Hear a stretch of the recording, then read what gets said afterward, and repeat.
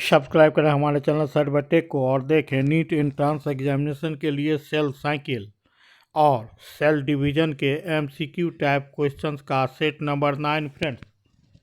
और आज के वीडियो में पुनः हम सेल साइकिल और सेल डिवीजन के एमसीक्यू टाइप क्वेश्चंस को हिंदी में एक्सप्लेन करेंगे और उसके आंसर्स को देखेंगे।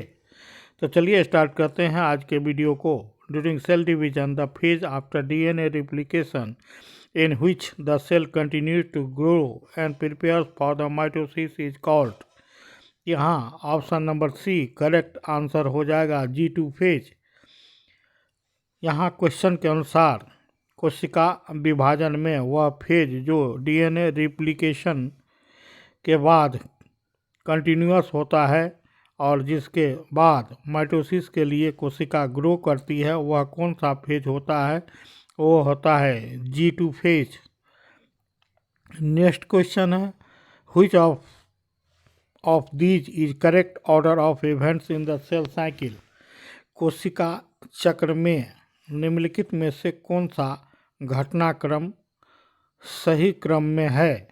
तो यहाँ option number C correct answer है G1 phase, S phase, G2 phase and M phase, and M phase is divided into prophase, metaphase, anaphase and telophase। Next question, question number 3, duplication of centrosome takes place in which of the following phase। निम्नलिखित में से किस अवस्था में centrosome का duplication होता है? तो वह है S phase. Option number A is correct answer for the question number 3। Next question, question number 4, which of the following is a feature of the G1 phase. निम्नलिखित में से कौन G1 फेज का एक विशेषता है? तो वह है option number B cell growth and synthesis of RNA and protein.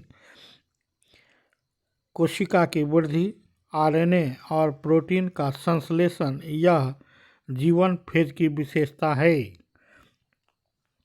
Next question, question number 5, chromosome duplication during the cell cycle occurs in. Chromosome का डुप्लीकेशन सेल साइकिल में किस अवस्था में होता है?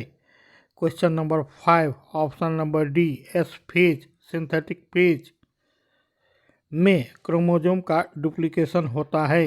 Next question, question number 6, the difference between mitosis and meiosis first is.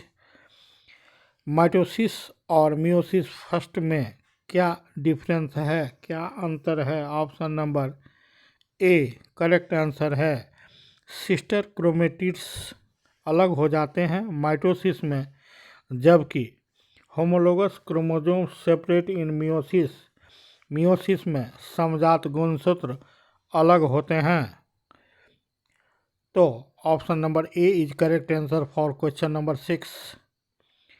Next question number 7, cell cycle से कौन सा स्टेट एग्जिट करता है, बाहर निकलता है? Cell cycle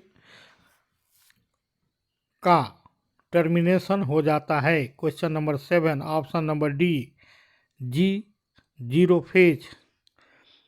the G0 implies the exit of the cell from the cell cycle। Next question, question number 8,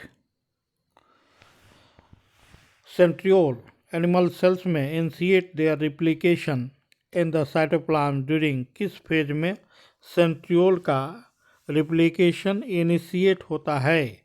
तो वह option number B G2 phase में इनिशिएशन ऑफ सेंट्रियोल्स रिप्लिकेशन होता है।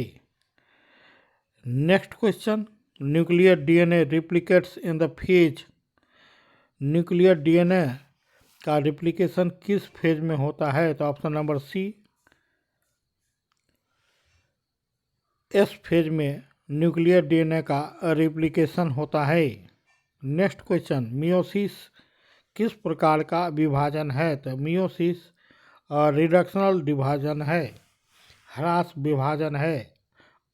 क्वेश्चन नंबर 12 का option number A correct answer है।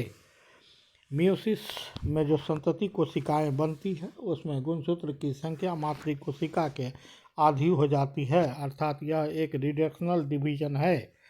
Next question, gametes formation take place through which process, किस क्रिया के द्वारा या किस विभाजन के द्वारा युग्मक का निर्माण होता है, तो वह है मियोसिस या रिडक्शनल डिवीजन के द्वारा गैमिट का निर्माण होता है। गैमिट बोले तो sperm and ovum formation, that is the spermatogenesis and gametogenesis.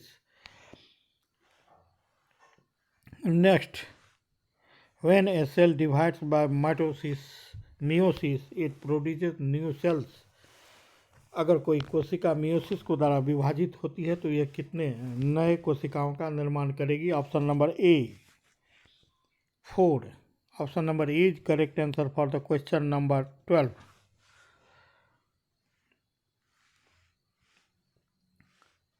Next question, meiosis second bring about, meiosis second में क्या होता है? Option number A correct answer है सेपरेशन ऑफ क्रोमेटिड्स होता है मियोसिस सेकेंड में, जो समरूप होता है माइटोसिस विभाजन के। Next question, who coined the term meiosis, meiosis शब्द किसने दिया? तो फार्मर एंड मूरे ने। ऑप्शन नंबर डी मियोसिस शब्द का प्रतिपादन किया। Next question, question number 15, the term meiosis was coined by, यहाँ भी option number D correct answer हो जाएगा, Farmer and Moore coined the term meiosis. Next question number 16 का option number A correct answer हो जाएगा, condensation of chromosome is observed in prophase first, गुणसूत्र का संघनन अर्थात गुणसूत्र का दिखाई पड़ना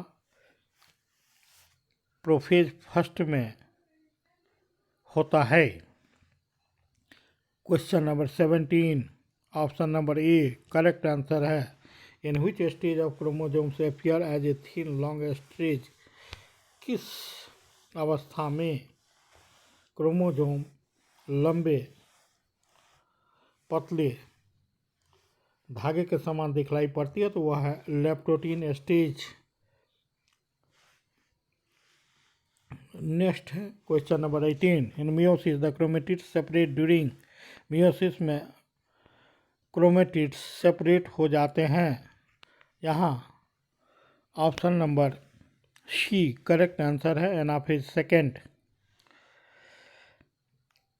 नेक्स्ट है which one of the following never occurs during the mitotic cell division, mitotic cell division में निम्नलिखित में से कौन कभी नहीं होता है? तो option number D correct answer है, the pairing of homologous chromosome, अर्थात समजात गुणसूत्रों का पेयरिंग जोड़ा बनना नहीं होता है।